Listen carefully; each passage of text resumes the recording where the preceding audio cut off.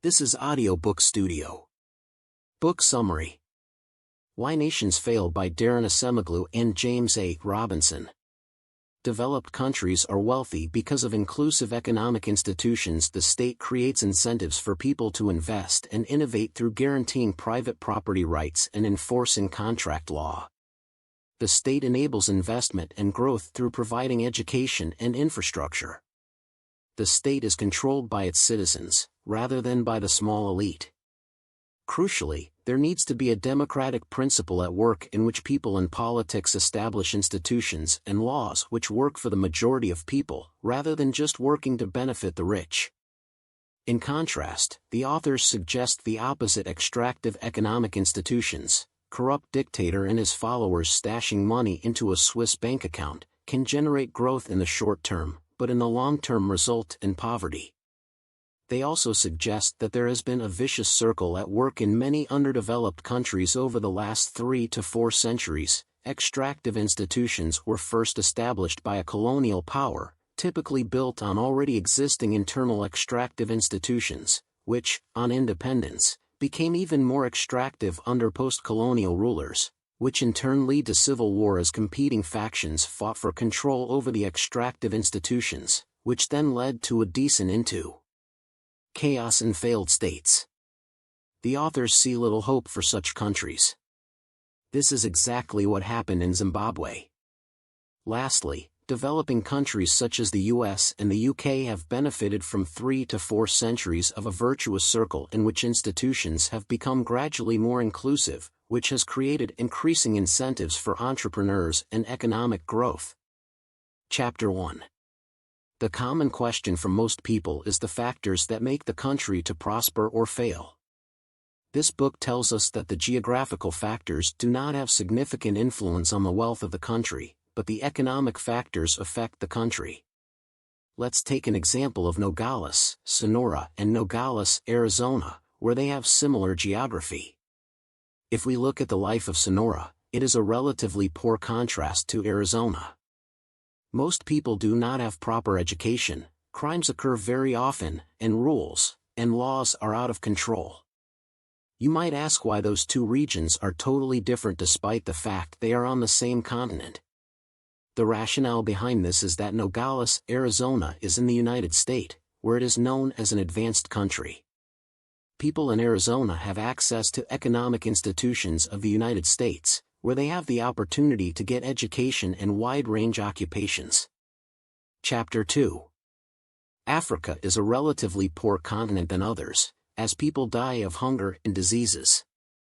Some people might think that it is diseases that make the country poor. However, in the book, it concludes, disease is largely a consequence of poverty and of governments being unable to or unwilling to undertake the public health measures necessary to eradicate them. Second theory is the culture hypothesis. This theory consists of the changes of countries are mostly determined by their religion and nationalism. There is a clear explanation that proves the culture hypothesis is wrong in this chapter. Let's take an example of South and North Korea. South Korea is relatively richer than North Korea, and their cultural norm and religions are different from North Korea. South Korea preserved the cultural norm from the past, while North Korea does not. South Korea has free of religion, but North Korea does not allow people to have any religion. However, these differences of cultural norms and religions cannot be evidence that shaped the differences between those two countries, because both countries had exactly the same culture and religion before they were split. The differences between those two halves were gradually created after they were divided. Final theory is ignorance hypothesis. This theory basically says that it is the leader who makes the country poor or prospers. However, it is quite dangerous to say, because it is true that if the president of a country is a capable leader, the country can prosper. However, they mostly get advice from elite economists. Therefore, even a good leader can make the country poor by others around. Think of a good apple surrounded by bad ones. Chapter 3. Nations' living standards depend on how well the government provides the public services, such as medical service and education service. It is important for the government to provide proper medical service, because if people cannot maintain the proper state of health, there will be an increase in unemployment rate because of sickness. This will eventually lead to decrease in consumer spending since people are not able to work, and will lead to economic crisis. Providing education service is also important, because for a country to prosper, the country needs a substantial number of highly educated people to manage the economy, businesses, sciences, and etc. Therefore, the government should offer a capable public education system to produce many high-skilled people. Another factor that rejuvenates the nation's living standard is providing a wide range of career and proper management for workplaces, such as setting minimum wage and maximum work hours. To increase the GDP and productivity of the country, there should be a high rate of employment.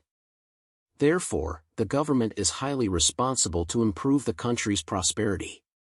Chapter 4:12.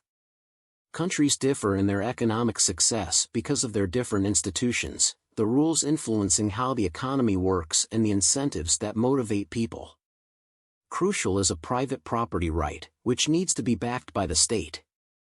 In South Korea, people know that they will be rewarded for their efforts. In North Korea, there is no incentive to innovate and invest because the state will expropriate the benefits of any such initiatives.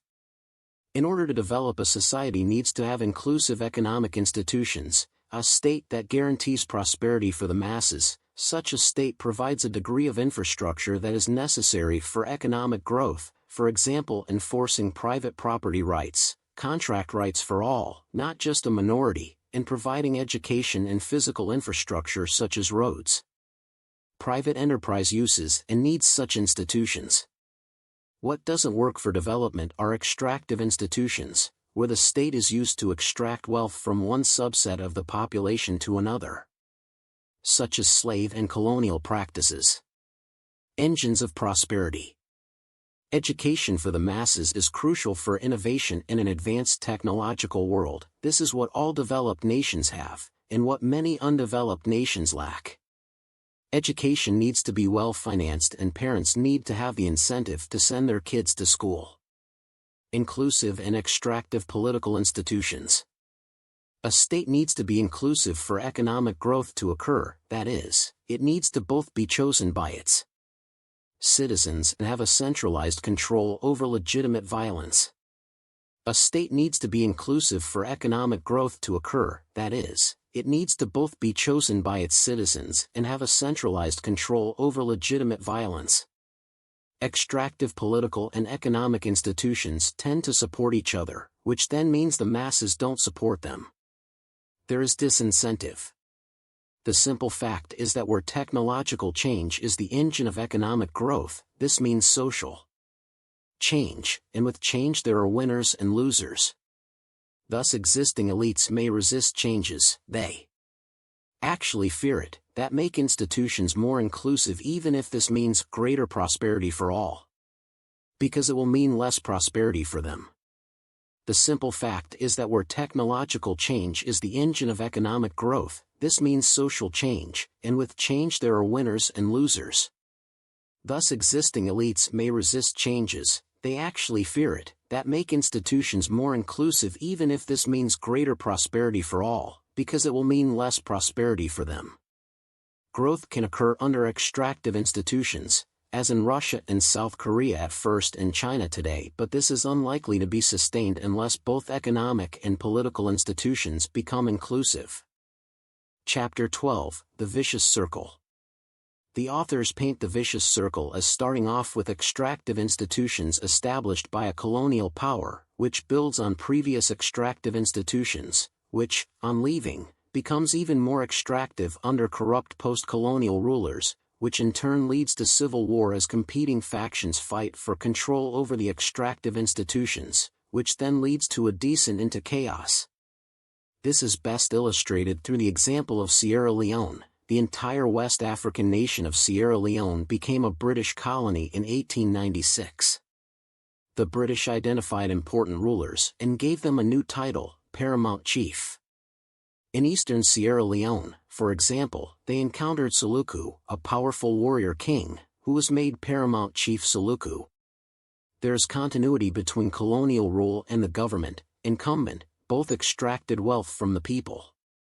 Another example, there was the control of the diamond mines. The British essentially set up a monopoly for the entire country and handed it to De Beers in 1936, and shortly after independence, it was simply nationalized, through which the president effectively controlled 51% of the diamonds in Sierra Leone. All of this set the scene for the brutal civil war during the 2000s. Chapter 13.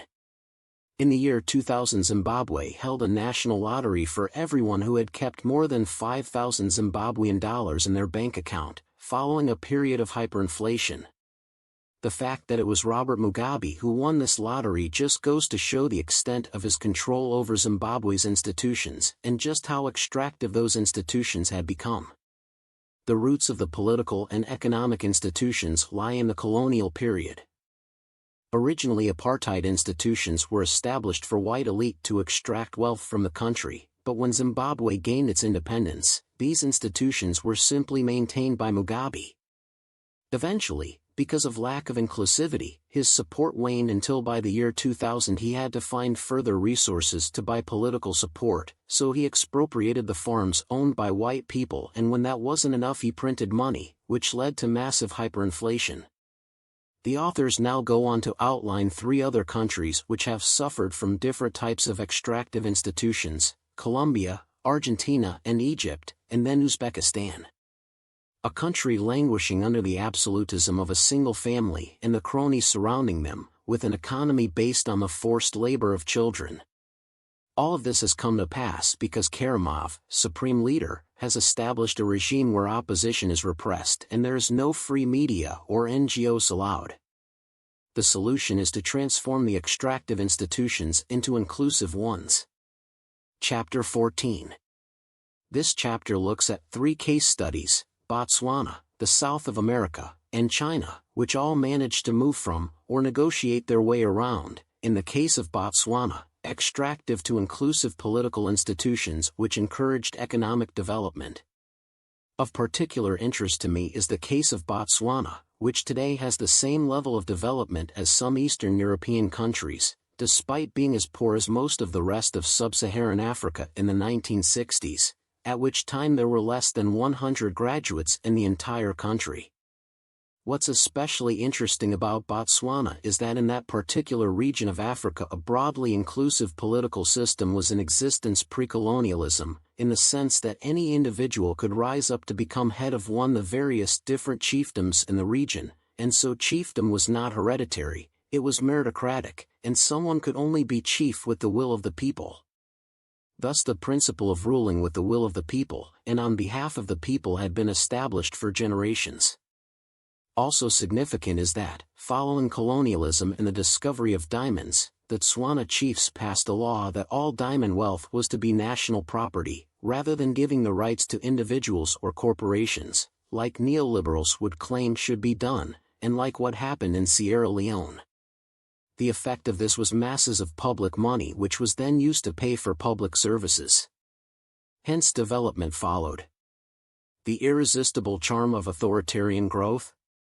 Plenty of repressive regimes have pursued and achieved very rapid economic growth in the last 60 years, for example, Russia and China. This chapter also deals with what probably won't work in terms of development.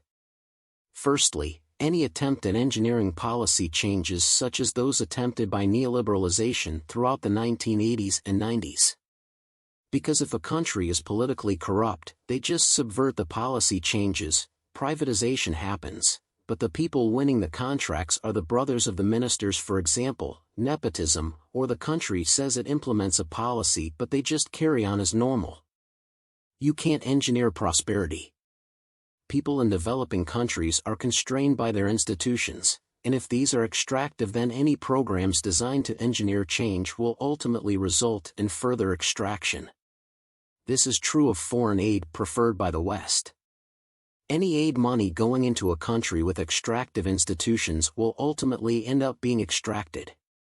The authors do argue, however, that even if only 20% of aid money reaches its ultimate destination, then it's worth it. The chapter and book round off by going back to the English and U.S. revolutions which resulted in institutions becoming more inclusive. What is required for development is a plurality of voices demanding to be heard by government and actually being heard. This cannot be imposed from above, but seems to have to come from below. Chapter 15. The authors summarize their two-part theory.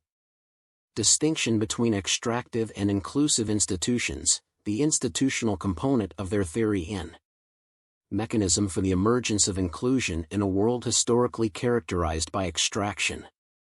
The theory seems to rest on the idea of circles, vicious ones that support extractive institutions, which tend to persist and can generate short-term growth, and virtuous ones that support inclusive institutions.